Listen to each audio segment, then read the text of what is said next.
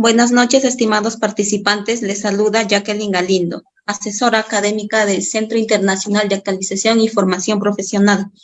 Agradezco la participación de cada uno de ustedes al curso de cirugía menor y otros procedimientos en obstetricia. La ponencia el día de hoy estará a cargo de la obstetra Wendy Flores García. Antes de comenzar con la ponencia, les dejo algunas recomendaciones. Mantener sus micrófonos apagados durante la ponencia, a menos que el ponente solicite su participación. Para los participantes que desean solicitar la certificación materiales de estudio y la grabación del curso, les estaré dejando el número de contacto en el chat.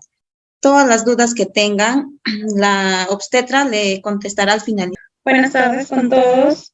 Soy la licenciada Wendy Flores. Agradezco al Centro Internacional de Actualización y Formación Profesional por la oportunidad. El día de hoy tengo a cargo el tema de cirugía menor y otros procedimientos en obstetricia.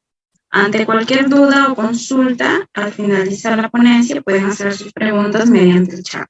Muy bien, entonces para iniciar con la ponencia el día de hoy, como ya le había mencionado, el tema es cirugía menor y otros procedimientos en obstetricia. Vamos a iniciar primero con lo que sería cirugía menor, a lo que hacemos referencia a lo que es episiotomía y episioterapia. Para iniciar con el tema de episiotomía y episioterapia, vamos a tener que primero reconocer, hacer un repaso por lo que es anatomía. Iniciamos con el periné, las estructuras osteofibrosas que marcan los límites del periné. Debemos tener en cuenta lo que es la sínfisis del pubis por delante, la rama inferior del pubis y rama isquiática anterolateralmente, las tuberosidades isquiáticas, los ligamentos supratuberosos y la parte más inferior del sacro y el coxis por detrás. Entonces tenemos que la línea transversa que une esos dos extremos anteriores de las tuberosidades isquiáticas va a dividir lo que es el periné, en dos triángulos, el triángulo anal, yace por detrás de esta línea, y el triángulo urogenital, que se encuentra por delante de esta línea. Con respecto al músculo bulbocavernoso, tenemos que tener en cuenta que se va a originar en el tendón central, por delante del esfínter externo del ano, y acá al lado de la línea media, y es de allí donde se van a dirigir hacia adelante y hacia arriba, describiendo una curva de concavidad interna, redondeando lo que es la vagina, por debajo de los labios mayores y cubriendo las glándulas de Bartholin. Cada uno va a estar oponiendo sus fibras a la del otro.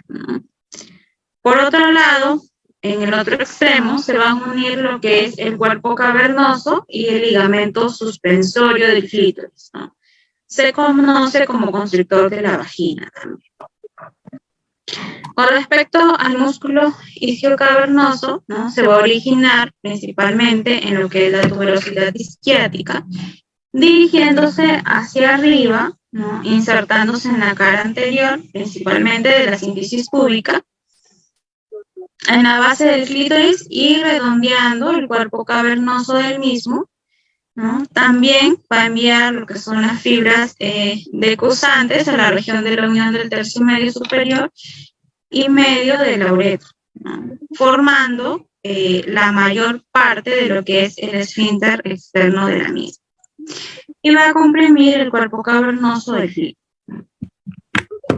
Con respecto al músculo transverso superficial del periné, vamos a tener que se va a iniciar en lo que es el borde inferior, de la tuberosidad isquiática, dirigiéndose principalmente horizontalmente en busca de la otra, y se va a insertar en lo que es el tendón central, Entonces podemos visualizar aquí el ligamento suspensorio del clítoris, el cuerpo cavernoso,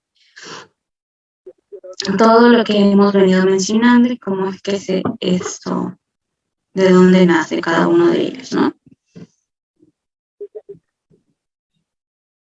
Muy bien, entonces entramos al tema de lo que es episiotomía Como definición, la episiotomía va a consistir en la incisión quirúrgica del perineo, ¿no?, que se va a realizar al final del segundo periodo del parto, o sea, del expulsivo.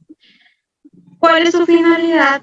De impedir los desgarros precisamente del piso pélvico y bulbo vagino-perineales, ¿no? Asimismo, se consigue abreviar la duración del periodo expulsivo y reducir lo que es la compresión de la cabeza del feto, ¿no?, durante el periodo expulsivo. ¿Cuáles son las indicaciones para realizar lo que es la episiotomía, ¿no? Las indicaciones maternas está la inminencia de desgarro vulvo-vagino-perineal, ¿no? Existen nulíparas que no lo ameritarían, ¿no? Es importante tener en cuenta la evaluación de la paciente, de todo, ¿no?, para evitar lo que es para evitar lo mayor posible de realizar la episiotomía, ¿no? Existen nulíparas que no lo ameritarían y por el contrario, en algunas multíparas es preciso realizar, ¿no? Un arco subpúbico alto y estrecho casi siempre obliga a lo que es la realización de la episiotomía, ¿no? No se aconseja su realización rutinaria, sino selectiva, como hemos mencionado, ¿no? Previa evaluación de la paciente, se toma la decisión para realizar lo que es la episiotomía, ¿no? No es aconsejable su realización rutinaria. Abreviar el expulsivo y la intensidad de los esfuerzos del pujo, como otra indicación, ¿no? Pacientes con preeclampsia, eclampsia, hipertensión arterial, hipertensión endocraniana, ¿no?, y patologías vasculares del sistema nervioso central, lo que es la hipertensión ocular, ¿no?, si de repente hay presencia de cardiopatías, neumopatías, ¿no? Entonces, esa sería otra de las indicaciones para realizar lo que es la episiotomía. El parto vaginal instrumentado, ¿no?, la utilización del forceps o espátulas, ¿no?, que actualmente ya no se realiza mucho lo que es la utilización del forceps, pero se encuentra dentro de las indicaciones, ¿no?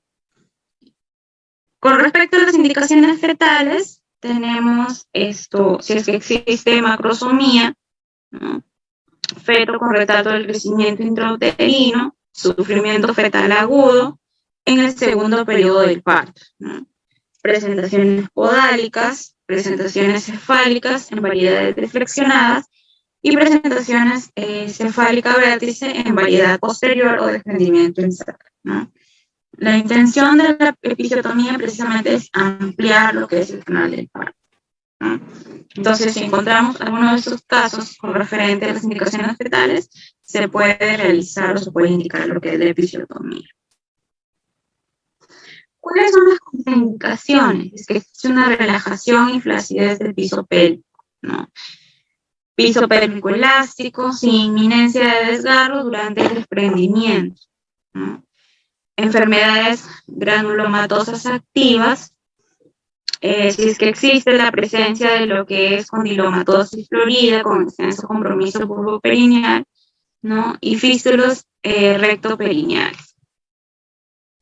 Es que existen antecedentes de perineoplastía, ¿no?, y cáncer de ano o rectal, ¿no? Solo en esos casos está contraindicado lo que es la episiotomía. ¿Cuáles son los tipos de episiotomía que existen? Tenemos la episiotomía media y la episiotomía medio lateral, ¿no? Con respecto a la episiotomía mediana, tenemos que se va a iniciar en la horquilla vulvar, ¿no?, posterior, y corta el refe medio en dirección medial, ¿no?, extendiéndose normalmente hasta las fibras más extensas del esfínter del ano, ¿no?, pudiéndose prolongar, incidiendo las mismas en el caso que aún a pesar de la longitud del corte se haga probable un desgarro del mismo, ¿no? Y la media lateral va a iniciar igualmente a nivel de la horquilla vulvar, ¿no? Ambas se inician a nivel de la horquilla vulvar, orientado orientando el sentido de la incisión, generalmente medio lateral derecha, en un ángulo de 45 grados. En relación con el RAFE, ¿no? Extendiéndose su límite inferior hasta lo que es la intersección formada en una línea imaginaria, ¿no?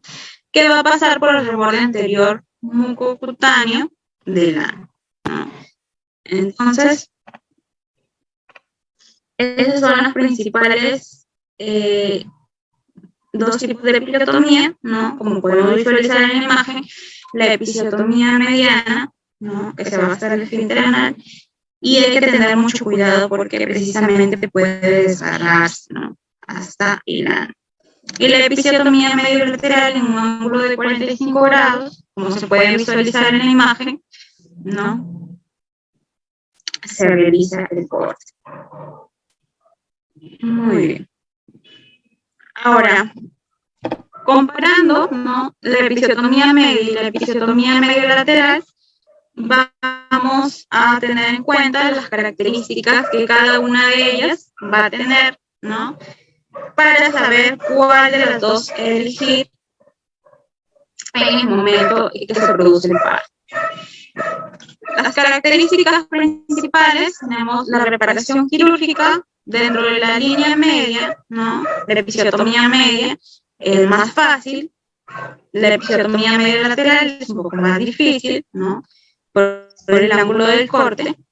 Con respecto a la cicatrización, ¿no? Defectuosa, en la línea media es muy raro, ¿no? Mientras que en la línea media lateral es más común, ¿no? Entonces, la línea media puede cicatrizar un poco mejor. Con respecto al dolor postoperatorio, la línea media es mínimo y la media lateral es más común, ¿no? Y con respecto a los resultados anatómicos,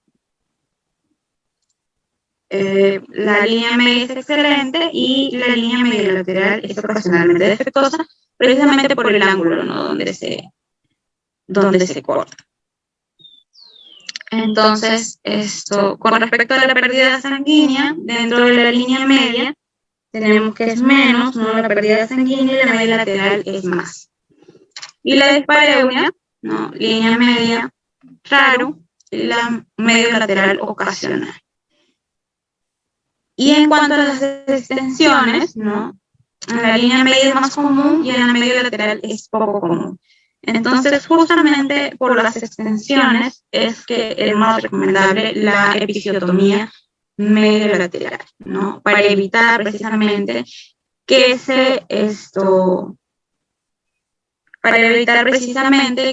extienda, ¿no? Hasta el recto y pueda ocurrir un desgarro. Entonces, es por ello que es más recomendable la episiotomía medio lateral.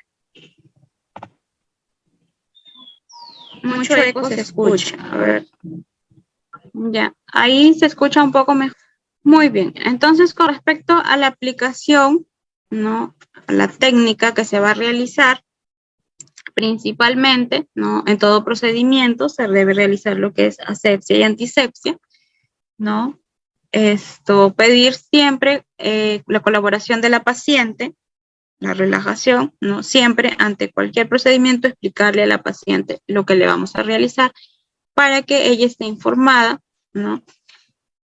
La anestesia local infiltrativa con lidocaína simple, el 1%, 10 mililitros, ¿no? Que se aplican breves segundos antes de la realización de la incisión. Se debe tener en cuenta, ¿no? El cuidado al momento de infiltrar todo el trayecto del futuro corte, ¿no? A ambos lados del mismo y en su porción vaginal, ¿no? Entonces, es importante tener en cuenta cuando se infiltra lo que es la anestesia local, ¿no? Se debe esperar algunos minutos para que precisamente la anestesia haga efecto, ¿no? Y luego cortar.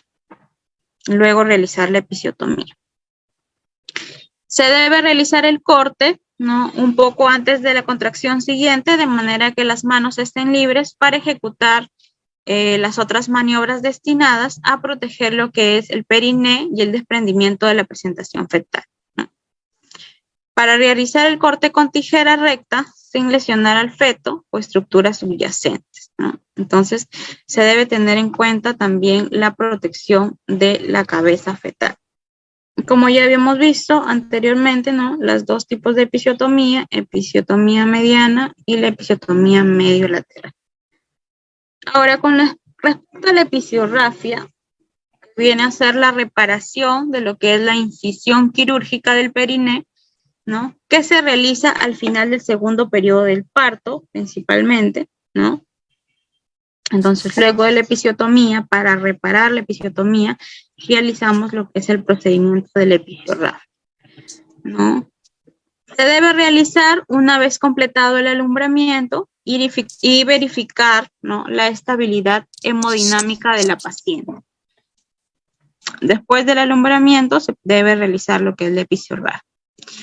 Tener siempre presente que una buena episiorrafia es la que sigue a una buena episiotomía, ¿no? Se debe identificar los planos correctamente para poder realizar una buena episiorrafia. Se recomienda la introducción de gasas u otros materiales en vagina para producir hemostasia durante la realización de este procedimiento, ¿no? Y la posibilidad de dejarlos por olvido, ¿no?, causa serias molestias a las pacientes y exponiéndolas a cuadros infecciosos.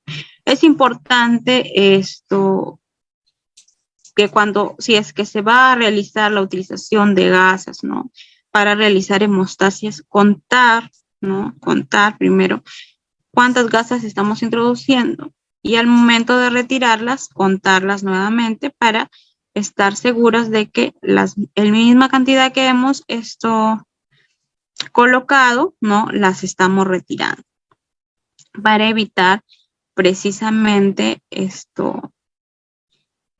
olvidar las gases, ¿no? Se prefieren las suturas reabsorbibles, ¿no?, con el Cap-Jug o Vicryl, y previo a su inicio debe verificarse nuevamente el bloqueo anestésico, ¿no?, infiltrándose lidocaína nuevamente de ser necesario y cumplir con los criterios de asexia y antisexia recomendados, ¿no? Es importante que una vez que vamos a realizar nuestra episiorrafia, ¿no?, la asexia y la antisexia es importante. ¿Cuáles son los materiales necesarios que vamos a utilizar? Pinzas simples, tijeras rectas de mayo y portaagujas cortos, ¿no? Dentro de las suturas, el que mayormente se utiliza, ¿no?, es el Cap-Jug o Vicryl 2.0 para todos los planos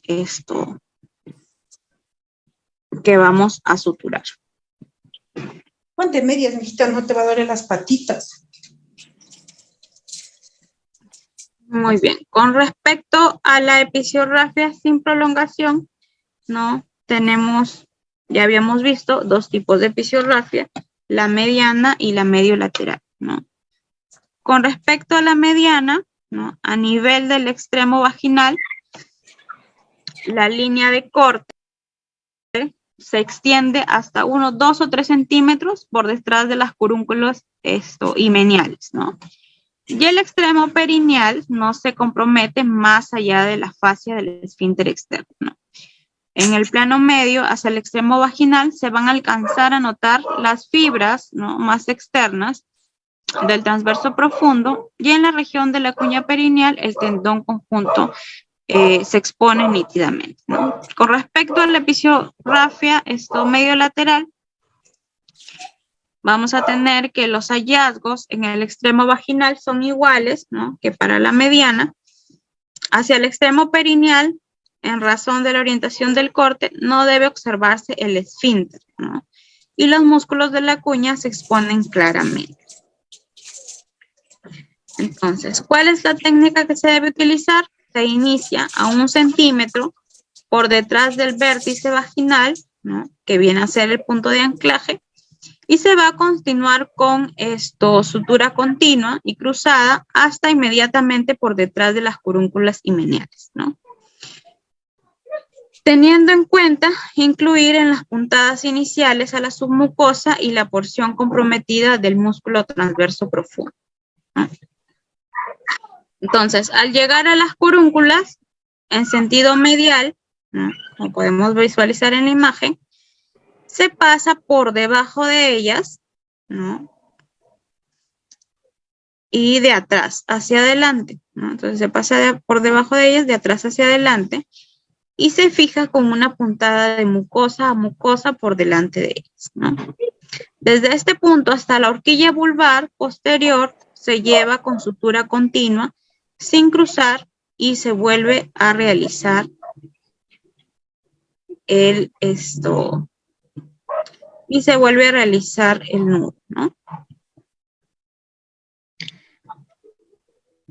Posterior a ello, se repara entonces la cuña perineal iniciando en el tendón conjunto, en el punto de conjunción del músculo bulbocavernoso de la parte profunda, ¿no? Y con sutura continua, sin cruzar, se baja hasta el vértice perineal inferior, ¿no? Sin interrumpir, ¿no?, sin realizar el nudo, se pasa a la piel y en forma ascendente, ¿no? Ya habíamos llegado hasta el vértice perineal inferior y en forma ascendente se afronta lo que es la piel y celular subcutáneo, ¿no? Finalizando al nivel de la fosa navicular, donde se va a anudar para finalizar, ¿no? Luego se va a suturar la piel con puntos simples y separados. Entonces, esa es la técnica correcta para realizar lo que es la episiorragia. Ahora, ¿cuáles son las complicaciones que nos puede traer si es que realizamos una mala técnica, ¿no? Una de ellas puede ser los desgarros y prolongaciones, ¿no? La prolongación, que es el aumento de la extensión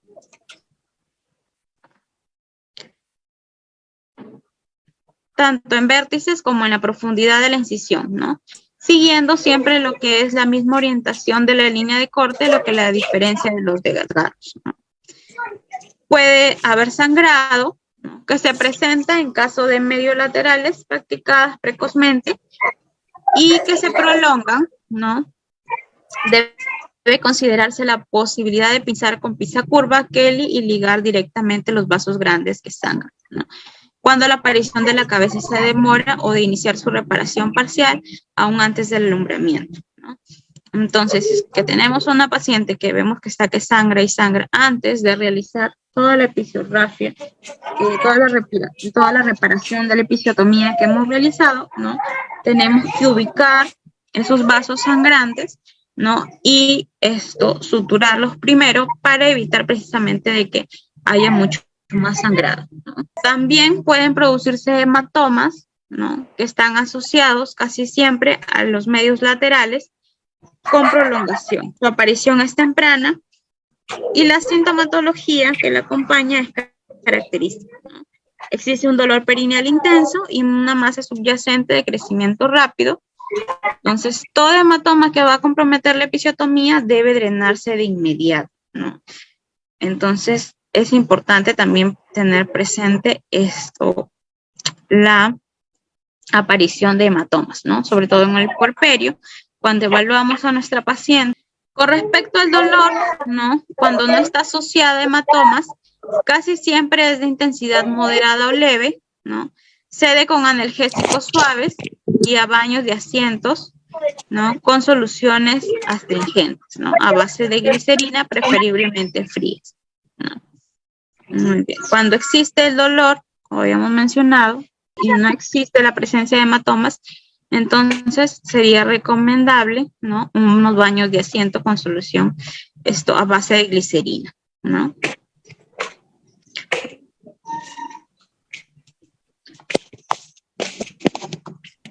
Muy bien. Con respecto a las complicaciones inmediatas, ¿no?, puede producirse infección que aparece entre las 48 y 72 horas siguientes, ¿no? Su presentación es de una celulitis sintomática que se vigila al cierre por segunda intención, ¿no? Y se evalúan sus resultados estéticos y funcionales finales para decidir precisamente si es necesaria otra cirugía, ¿no? Las dehiscencias también, que es la separación o apertura de los tejidos previamente unidos por sutura, en su mayor parte asociada a la infección de la herida, ¿no? Que muchas veces lo vemos en las consultas cuando la paciente nos llega por control de porferio, ¿no? Entonces, eso es lo que va a producir una mala episodiografía. Los granulomas, que se presentan con más frecuencia en el extremo vaginal, ¿no? Y deben extirparse. Y su base se va a cauterizar ácido tricloroacético, ¿no? O electrocautero. Con respecto a las complicaciones tardías, tendemos a la fibrosis, ¿no? Que es de incidencia más frecuente, con medios laterales, sobre todo en aquellas que se prolongan y cuando se utiliza material de suturas inadecuados o en cantidades exageradas, ¿no? Puede llegar a producir una dispareunia. Y con respecto a las fístulas, ¿no? Que aparecen como resultado de una episiotomía mediana, prolongada, hasta la luz rectal, ¿no? En su momento inadvertida o cuya reparación fue inadecuada o por infección secundaria, ¿no? Entonces, todas estas son las complicaciones que puede traer una mala técnica de lo que es una episodiografía, ¿no?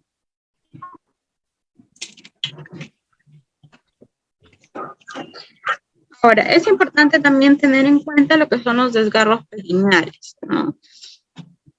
La clasificación, los desgarros perineales, ¿no? Pueden clasificarse en 4 grados principalmente. El primer grado, que es la lesión de la piel perineal, ¿no? El segundo grado, que viene a ser la lesión de los músculos del periné sin afectar lo que es el esfínter anal. El tercer grado, que abarca la lesión del esfínter anal, ¿no? Y que se va a subclasificar en 3A, 3B y 3C. 3A, que es la lesión del esfínter externo, en un menos del 50%. El 3B, que es la lesión del esfínter externo, más del 50%. Y el 3C, que es la lesión del esfínter externo e interno, ¿no? Y la lesión de los desgarros de 4º grado, tenemos que esto abarca lo que es la lesión del esfínter anal y la mucosa rectal. Entonces podemos visualizar en la imagen, ¿no?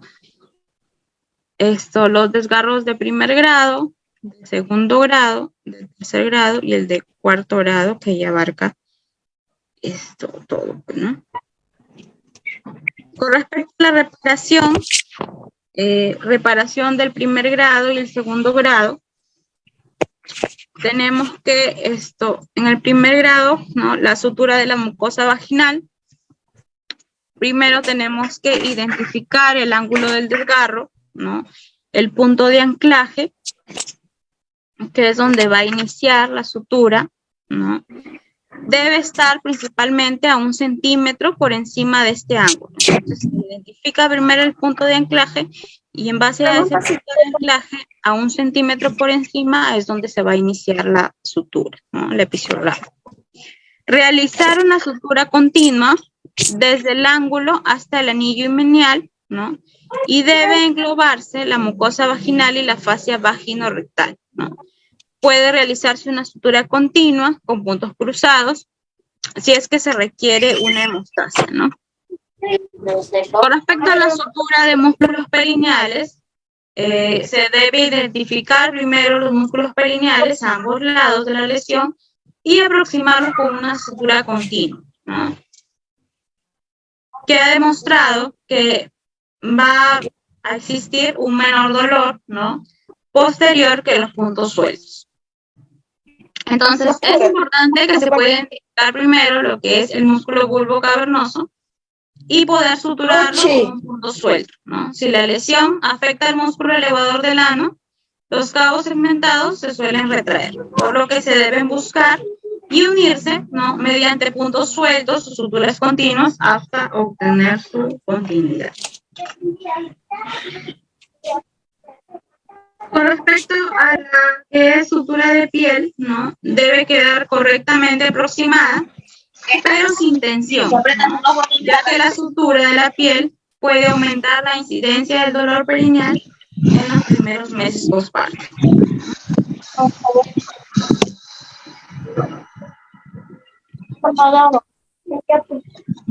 Bueno, con respecto a las suturas del tercer grado, ya está. Bueno, con respecto a las suturas del tercer grado y cuarto grado, tenemos que la identificación del tipo y el grado de lesión, ¿no? Es fundamental, ¿no? Se debe identificar primero el grado de lesión para tener una correcta reparación, ¿no? Entonces, para que la exploración perineal sea precisa, se debe realizar un tacto rectal, ¿no? Es importante realizar un tacto rectal para evaluar el grado de desgarro perineal, ¿no? Se consideran lesiones contaminadas, por lo que se debe asegurar un campo quirúrgico limpio y con medidas de asepsia adecuadas, ¿no? Realizando lavado si es necesario, buena relajación y analgesia de la zona para poder suturar correctamente, ¿no? Entonces, es importante la asepsia en todo momento, ¿no? Para evitar precisamente una complicación que es la infección de la episiotomía. Con respecto a la sutura de mucosa rectal, ¿no? Debe realizarse con una sutura continua, submucosa o puntos sueltos, sin penetrar en toda la profundidad de la mucosa rectal y no debe alcanzarse la luz del canal anal para evitar lo que es la formación de fístulas rectovaginales, ¿no?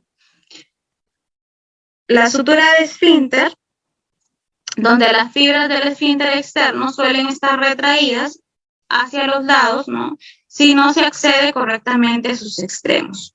Debe disecarse el tejido con tijeras hasta conseguir extremos de fibras musculares de suficiente tamaño para asegurar una correcta reconstrucción, ¿no? ¿Cuáles son las medidas generales? La preparación del campo, medidas de asepsia, analgesia adecuada, la relajación, una buena iluminación, ¿no? Y la profilaxis antibiótica. Existen dos técnicas, una de ellas es la término-terminal y la superposición. Con respecto a la término-terminal, vamos a tener que se va a aproximar los extremos desgarrados, ¿no? Del esfínter anal externo y son suturados sin superposición del músculo, ¿no? Y con respecto a la superposición, se van a unir los extremos desgarrados del esfínter anal externo y se van a suturar mediante la superposición del extremo del músculo, ¿no? Sobre el otro de forma cruzada. Con respecto a la sutura de los músculos perineales, igualmente, como se indicó, ¿no? Como ya hemos visto, y la sutura de la piel también, ¿no? Entonces podemos visualizar los desgarros de cuarto grado, ¿no? Cómo es que se repara según las técnicas que hemos mencionado anteriormente. Con respecto al manejo hospitalario de los desgarros perineales, tenemos que se va a recomendar el uso de tratamiento antibiótico profiláctico para disminuir el riesgo de infección y de licencia de la herida, ¿no? Con respecto a los desgarros de tercer grado, cefalosporinas de segunda o tercera generación, ¿no? Intravenosa o intramuscular en dosis única. Si tenemos una paciente que es alérgica a la penicilina, ¿no? Utilizar gentamicina 240 miligramos intravenosa más metronidazol 500 miligramos intravenosa, ¿no? En dosis única. Ahora, con respecto a los desgarros perineales de cuarto grado, tenemos la sulfuroxima de 250 miligramos cada 12 horas, más el metronidazol de 500 miligramos cada 8 horas durante 10 días, ¿no? Y si es que existe alergia a la penicilina, igualmente gentamicina más metronidazol, gentamicina 240 miligramos cada 24 horas y el metronidazol 500 miligramos cada 8 horas durante 10 días. Muy bien. Entonces, el siguiente tema, con respecto a los procedimientos que se realizan en obstetricia, vendría a ser la maduración cervical, la inducción y conducción del trabajo de parto, ¿no? Existen términos que debemos tener en claro, ¿no? Y especificarlos para determinar, ¿no? el concepto adecuado y poder utilizar. Con respecto a la maduración cervical, tenemos que existe un componente de la inducción empleada cuando el cervix es desfavorable para facilitar su incorporación y dilatación antes del estímulo de las contracciones uterinas, ¿no? La inducción viene a ser el inicio artificial de contracciones uterinas que van a conducir a una incorporación o dilatación cervical y el nacimiento de un producto por vía vaginal mayor de 22 semanas, ¿no? Con respecto a la acentuación, viene a ser la generación artificial de contracciones uterinas adecuadas durante un trabajo de parto de inicio espontáneo o inducido.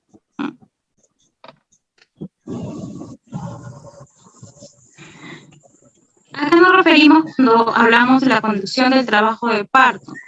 Nos referimos a la intervención para regularizar la dinámica uterina espontánea, ¿no? Inadecuada por falta de dilatación y descenso en el trabajo de parto, ¿no?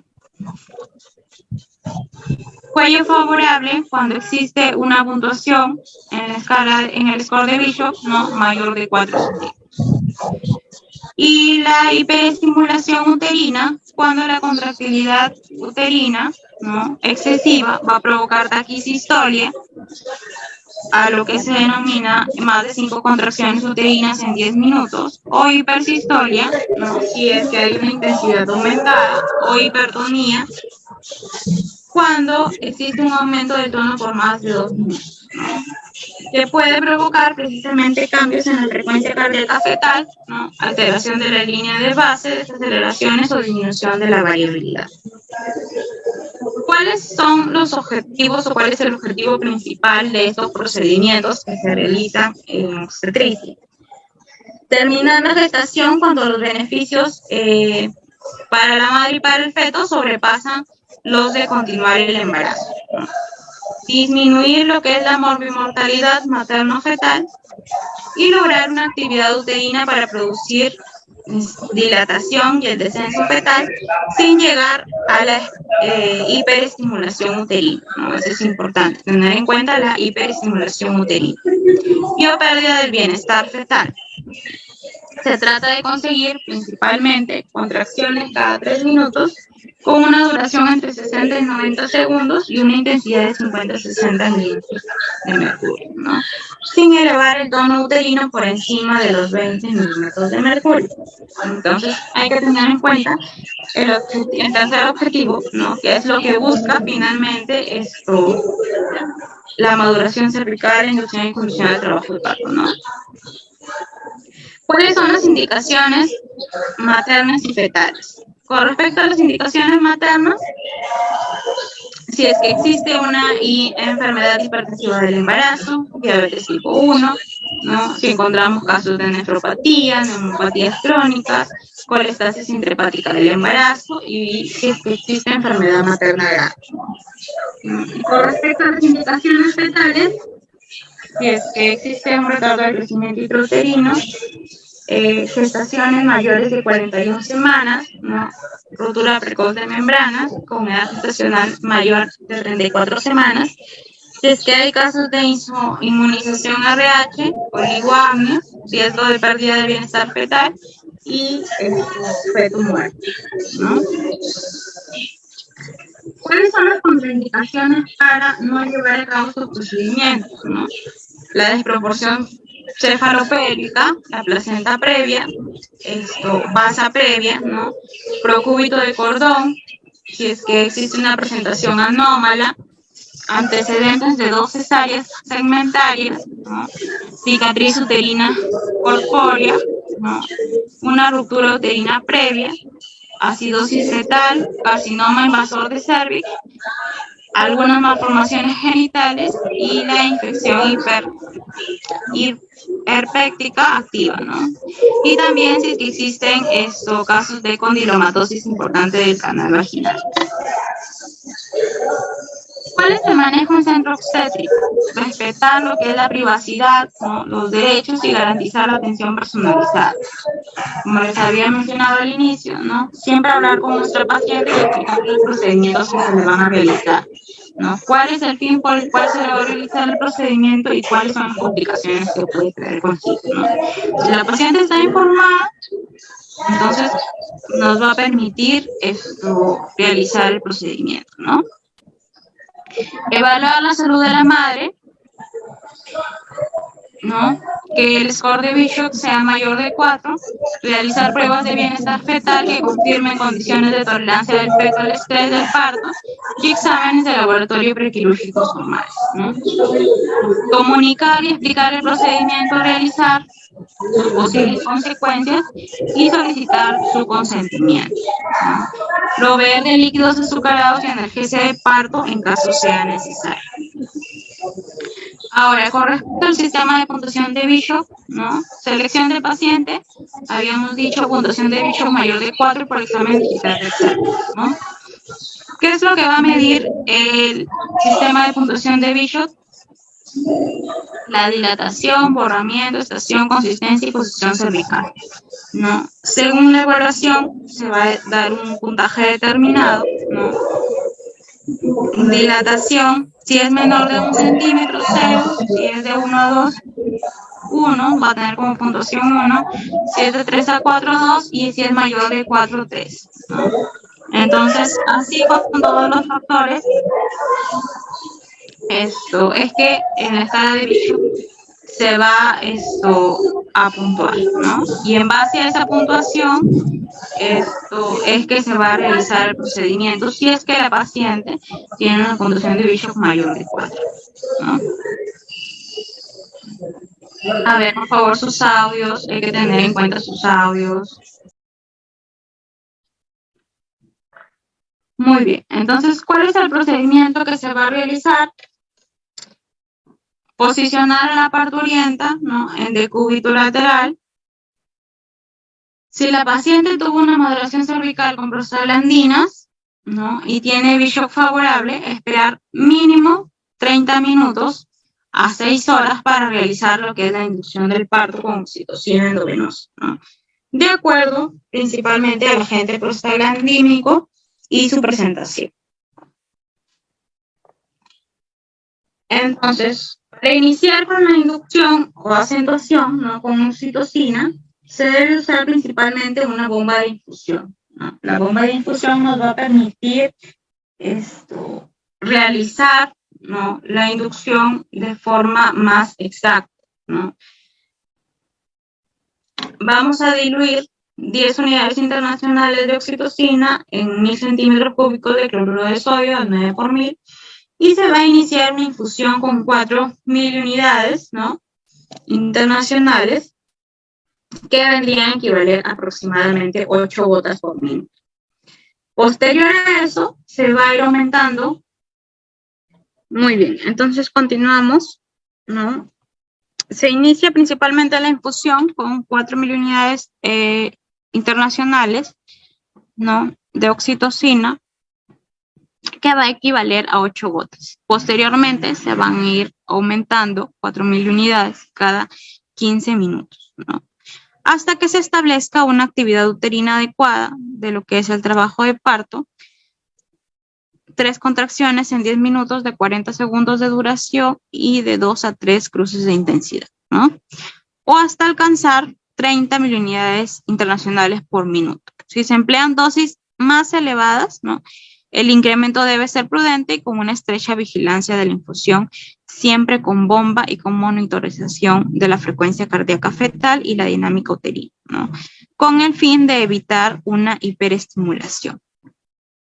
No debe superarse nunca la dosis máxima de 40.000 unidades internacionales por minuto, ¿no? Y mantener esta velocidad de infusión hasta el momento del parto, observando que el útero recupere su tono basal entre contracción y contracción, ¿no? Y en pacientes cesareadas anteriores, una vez, iniciar con una unidad internacional y aumentar cada 15 minutos de 1 a 2 unidades internacionales, ¿no? Hasta llegar a las mismas condiciones mencionadas, ¿no? En relación a la dinámica uterina y dosis máxima de oxitocina, ¿no? Entonces, en pacientes que no han sido cesareadas, vamos a ir aumentando, ¿no? de 4.000 unidades internacionales cada 15 minutos y en pacientes cesáreas anterior una vez, ¿no? Se puede aumentar de 1 a 2.000 unidades internacionales cada 15 minutos.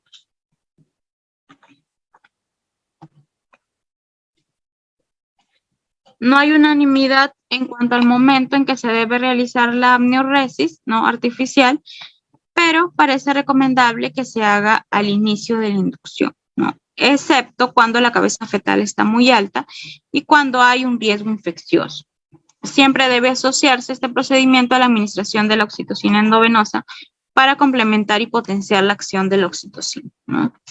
Se debe mantener un monitoreo electrónico continuo mientras dure la inducción y acentuación y no existe justificación para retrasar lo que es el inicio de la analgesia epidural hasta alcanzar cierta dilatación cervical, ¿no? Ahora, en ausencia de contraindicaciones médicas, la petición de la madre es indicación suficiente para el alivio del dolor durante el parto, ¿no? Monitorizar clínicamente el pulso y la presión arterial materna y considerar inducción fallida si luego de la administración a dosis máxima de oxitocina no se establece un buen patrón de contracciones uterinas, ¿no? No existen cambios cervicales ni descenso de la presentación. Después de 3 inducciones fallidas, según sea el caso, según sea la evaluación clínica del paciente, se deberá terminar la gestación por cesárea, ¿no? Entonces, hasta 3 inducciones fallidas se pueden realizar y posterior a eso, si es que no encontramos un resultado, entonces se debe realizar cesárea, ¿no? ¿Cuáles son las complicaciones que puede traer consigo estos procedimientos? Lo que es la hipertonía uterina, ¿no? Si no se realiza un buen monitoreo de la colocación de la oxitocina, ¿no? Podemos terminar en una hipertonía uterina. ¿Qué es la hipertonía uterina? Es el aumento del tono uterino como consecuencia de la administración elevada de oxitocina, ¿no? Puede presentar 3 consecuencias. Una de ellas, el sufrimiento fetal agudo, el desprendimiento prematuro de placenta y la rotura uterina. Por eso es importante la monitorización materna y la monitorización fetal, ¿no? Entonces, mientras realizamos la inducción, estamos monitorizando siempre la dinámica uterina y la frecuencia cardíaca fetal. Y en base a eso, vamos tomando nuestras decisiones en el trabajo de parto. Ahora, otro procedimiento que también esto se utiliza es la analgesia durante el parto, ¿no? Con respecto a la analgesia durante el parto, se va a denominar a lo que es la aplicación de una variedad de drogas anestésicas, ¿no? Y analgésicas con la finalidad de aliviar precisamente el dolor, ¿no? Durante el parto y el trabajo de parto. La analgesia del parto va a consistir en lo que es el adecuado manejo del dolor con apoyo farmacológico, ¿no? Para mejorar lo que es la calidad de atención de la mujer durante el trabajo del parto y en el parto, ¿no? Ahora, las técnicas de analgesia regional van a constituir la mejor alternativa actual para lo que es el alivio farmacológico del dolor en el trabajo del parto y en el parto vaginal, ¿no?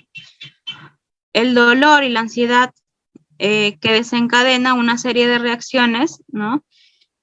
Esto, reflejas adrenérgicas, hormonales y psicodinámicas van a ser correspondientes al estrés del organismo, ¿no? Repercutiendo en los sistemas respiratorios, cardiovascular, metabólicos y endocrinos que puede causar efectos perjudiciales tanto a la madre, al niño por nacer, incluso a la propia labor de parto, ¿no?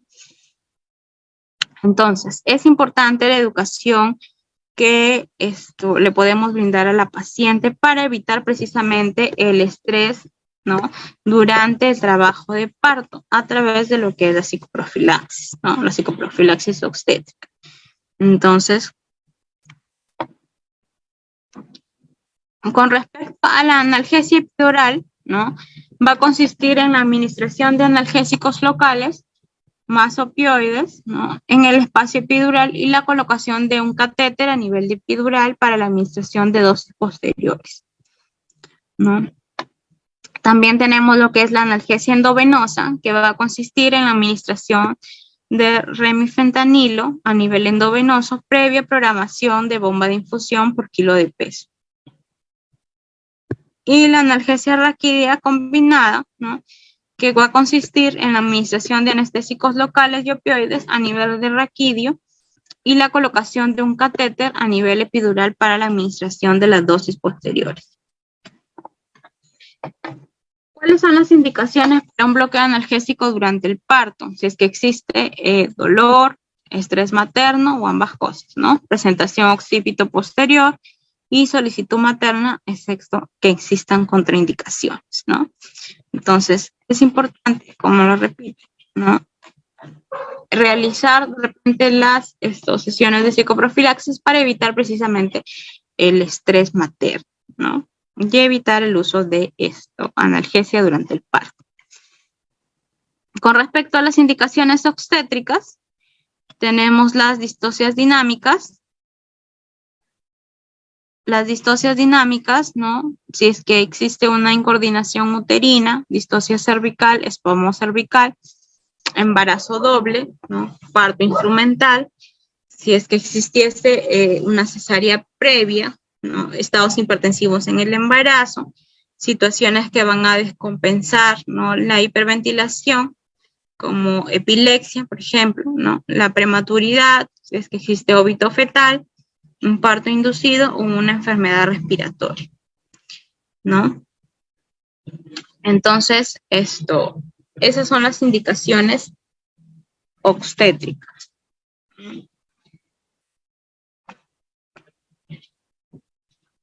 ¿Cuáles son las contraindicaciones que debemos tener en cuenta?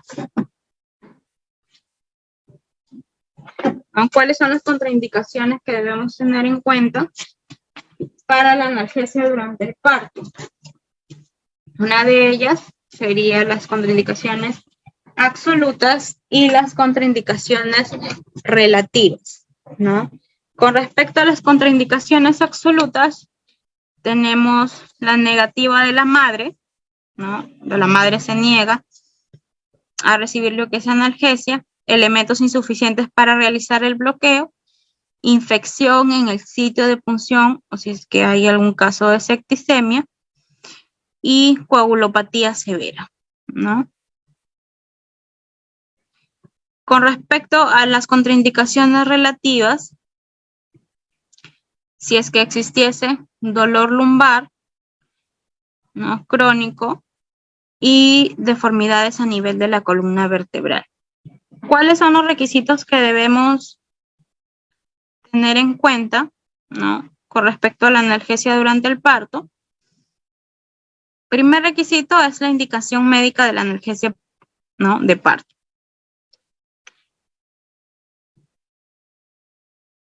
Donde el médico, ¿no?, ginecobstetra,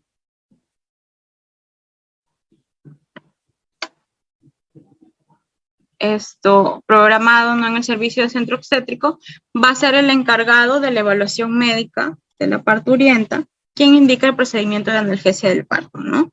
Primero se debe realizar una evaluación clínica, ¿no? La revisión de la historia clínica, ¿no? El médico anestesiólogo, que también interviene, revisa los exámenes de laboratorio, ¿no?, el hemograma completo, grupo y factor, pruebas de coagulación, glicemia, urea, creatinina sérica, ¿no? Revisa el examen obstétrico, así como el consentimiento informado, ¿no? Se debe tener un consentimiento informado y este es el que va a llenar la hoja de evaluación preanestesia, ¿no? Entonces van a intervenir lo que es el médico ginecobstetra y el médico anestesiólogo. El consentimiento informado, como ya lo habíamos mencionado, ¿no?, se debe informar a la parturienta sobre el procedimiento de la analgesia de parto realizar de manera sencilla, ¿no?, comprensible y completa, para luego obtener lo que es la autorización con la firma y la huella digital en el formato del consentimiento. Se debe realizar una evaluación, ¿no?, a la parturienta También el anestesiólogo es el que va a evaluar el grado de hidratación de la paciente, la decisión de la técnica analgésica y va a registrar y consignar los datos en la historia clínica, ¿no? Como el procedimiento que se va a realizar.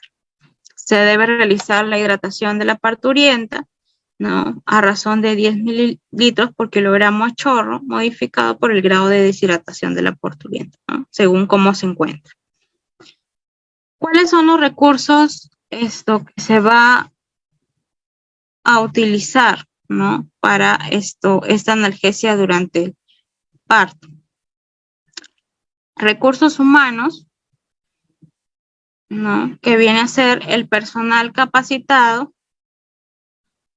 con competencias técnicas y conjunto de habilidades, ¿no? Para establecer lo que es la relación empática con la parturienta y su acompañante, ¿no? Propiciando un clima de confianza y seguridad. Aquí quienes van a intervenir es el médico ginecobstetra, el anestesiólogo, el neonatólogo, la obstetra, la enfermera y los técnicos de enfermería, ¿no? Todo el equipo multidisciplinario que interviene en el parto. Infraestructura, tiene que haber un ambiente de sala de labor de parto, ¿no? En centro obstétrico.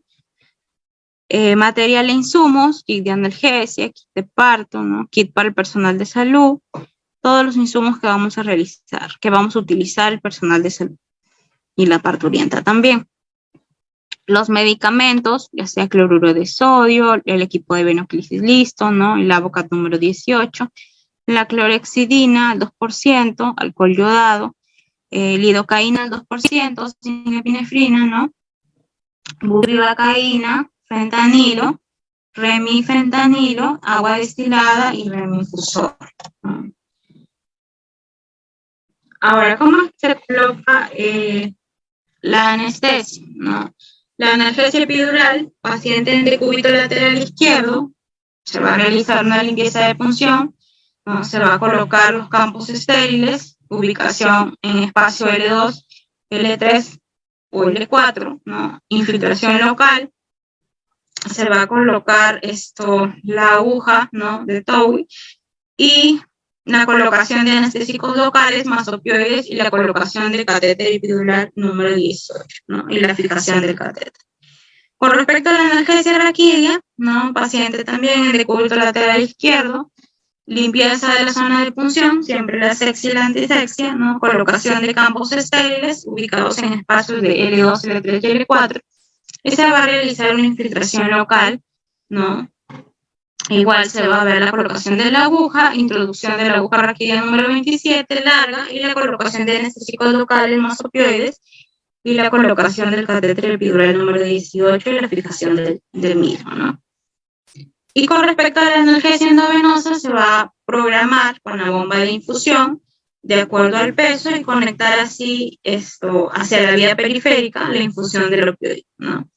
Se va a tomar el registro de lo que es la historia anestesiológica, ¿no? El llenado de la historia clínica anestesiológica consignando datos de historia clínica, ¿no? Datos de procedimiento realizados y monitorización de la paciente. Los registros de historia del anestesiólogo, por el anestesiólogo, ¿no?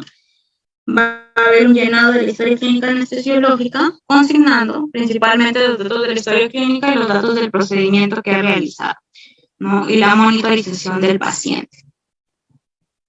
Y finalmente, para ya la finalización de la analgesia del parto, ¿no? Una vez que se culmina la atención del parto, se procede a verificar las funciones vitales de las pacientes y se informa sobre la finalización de la analgesia para proceder a retirar el catéter epidural y finalmente los datos son consignados en la historia clínica, ¿no?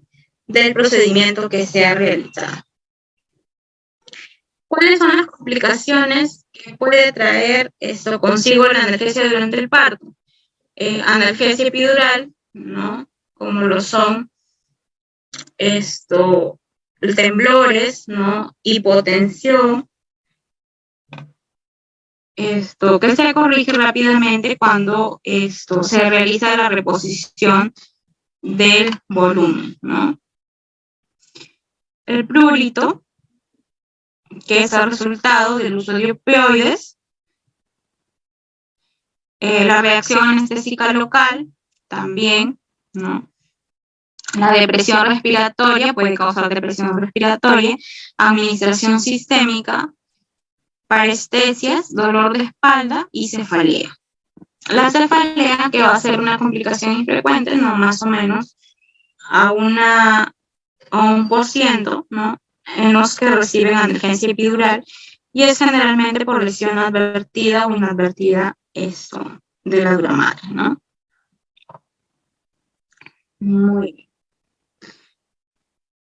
Entonces, hasta aquí hemos culminado con la información que les quería compartir acerca sobre el tema de cirugía menor y otros procedimientos en obstetricia.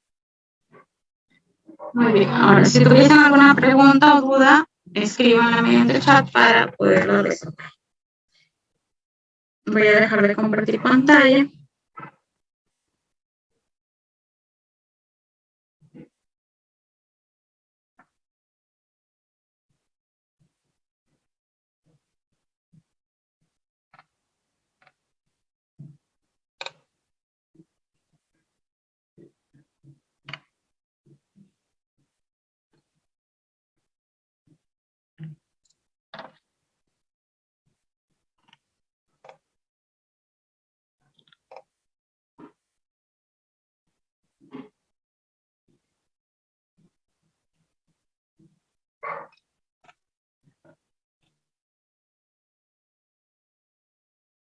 Ya, muy bien.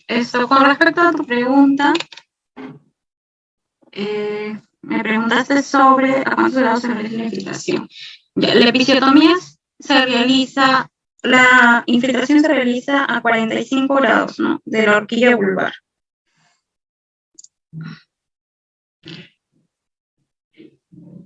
¿Y cuál es qué tejido se aplica? Ya, a ver.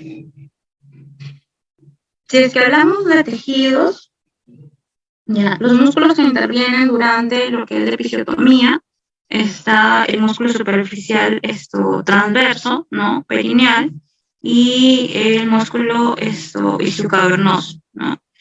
Entonces, al momento de que tú realizas la infiltración, ¿no? Son los músculos que se van a ver comprometidos. En un ángulo de 45 grados se infiltra la lidocaína, ¿no? Y posterior a ello se realiza lo que es la episiotomía. Con respecto a lo de también pregunté si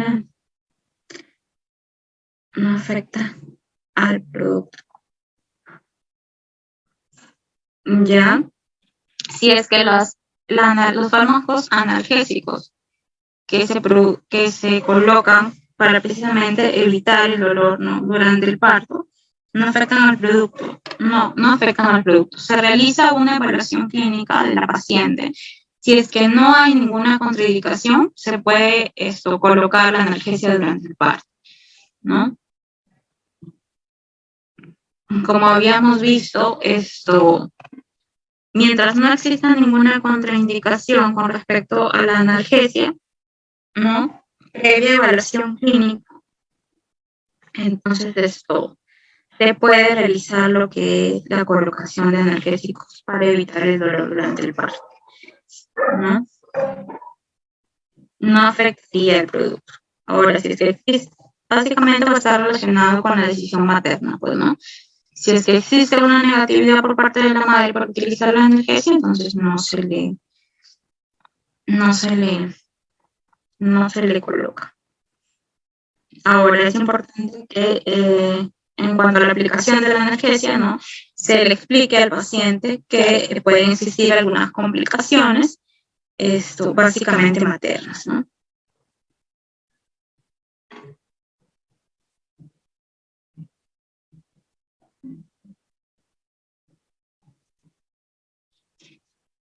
Muy bien, gracias a ti por tus preguntas.